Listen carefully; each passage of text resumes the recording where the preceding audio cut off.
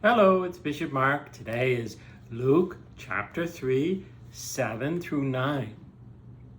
So the people were going out to see John the Baptist in the desert. And John was not kidding around. John was calling them out. John was saying, listen, you have to change. Remember last time, God can change anything? Well, John was preparing the way for Jesus by telling them that things had to change. And so he really gives it to them. So this section today is how he calls out the people who came with the wrong idea.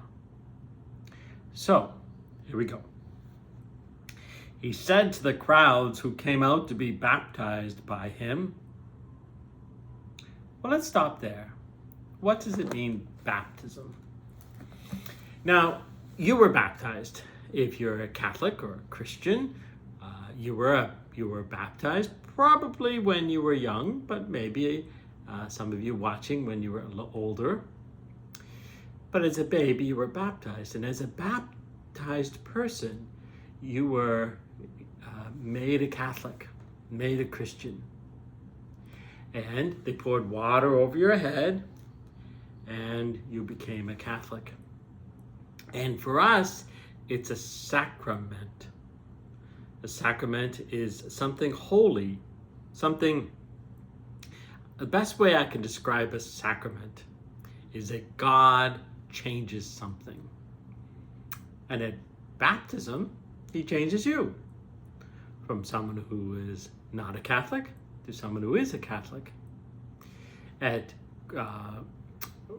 First Communion, the sacrament of the Eucharist, God changes the bread and the wine into the body and blood of Christ. At a marriage, the sacrament of marriage, God changes two people into one couple. So God changes something to the world, and his power to change things is with grace. But the sacraments, we have 7 of them, are things of the Catholic Church and therefore of Jesus. Now, before Jesus, there was still marriage. Before Jesus, there was something called baptism that John was doing, but it wasn't a sacrament like you had. It was more of a ritual, a rite of passage, a thing that we do to show a commitment. And people were coming, and John was baptizing them. That's why he's called John the Baptist, because he was baptizing people. But it was not the same thing. It was just something people would go to show a commitment, but not a sacrament. Okay, does that make sense? So people were coming to be baptized in John's way by John, who we call John the Baptist. And we'll continue. And he said to some of them, well, he said to that by him, you brood, this is an awful one. You brood of vipers. Brood of vipers. What's a brood? What's a viper? A viper is a certain kind of snake. And a brood would be a group of snakes. And these snakes were poisonous and they would bite. Right? And a snake, in this image that John is doing, a snake is all about itself. A snake thinks that it can give life and death by just biting, right? So he is saying that they're like snakes, and they think they're all about themselves. That's what he's saying. So he's calling them a bad phrase, you brood of vipers. He's trying to get their attention. I think he did, don't you? Who warned you to flee from the coming wrath? In other words, what are they doing there? Some of them come out and they want to be baptized. Maybe they want to be seen. Maybe they're just curious.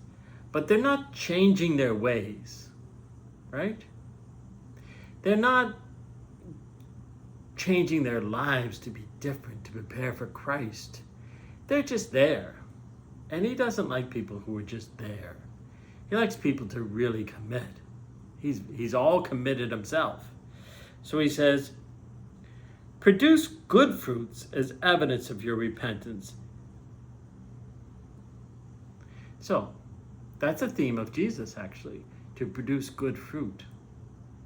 So one of the themes of Jesus is a good apple tree gives good apples, that we like apples. But a bad apple tree would give bad apples. A good boy or a good girl does good things. But a bad boy or a bad girl does bad things. So the fruit of being good is good. So he says, produce good fruit, people. And do not begin to say to yourselves, we have Abraham as our father. For I tell you, God can raise up children to Abraham from these stones.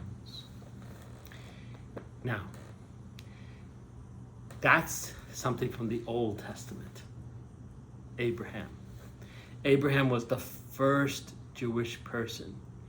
And the Jewish people were picked by God because of Abraham to be his chosen people, right? Chosen, special people. And you are picked to be a Catholic or a Christian or whatever faith you are. We're people of God.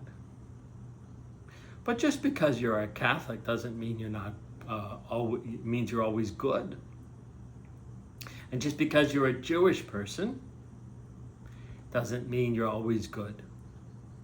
But these people were saying, our father is Abraham, meaning we're Jewish and we're chosen people. So they were taking for granted that they were good just because they were Jewish. And John is saying, that's not true. Yeah, you're the chosen people, but you have to change your lives. You have to be good. You can't just say, I'm Jewish, so therefore I'm good. No, you have to have good fruits to show that you're good. Okay? Okay, last verse in today. Therefore, every tree that does not produce good fruit. Oh, I missed this. Even now the axe lies at the root of the trees. Therefore, every tree that does not produce good fruit will be cut down and thrown into the fire. So, he's saying, you have to produce good fruit. You have to do good things. You have to change your lives if it's a bad thing. Because otherwise, you'll just be cut down like a bad tree. You know, we take an axe and you just cut it down because it's useless. To be useful to God, you have to do good things. And John is trying to tell them, we all have to change. We have to change because God is coming. Messiah is coming. Okay.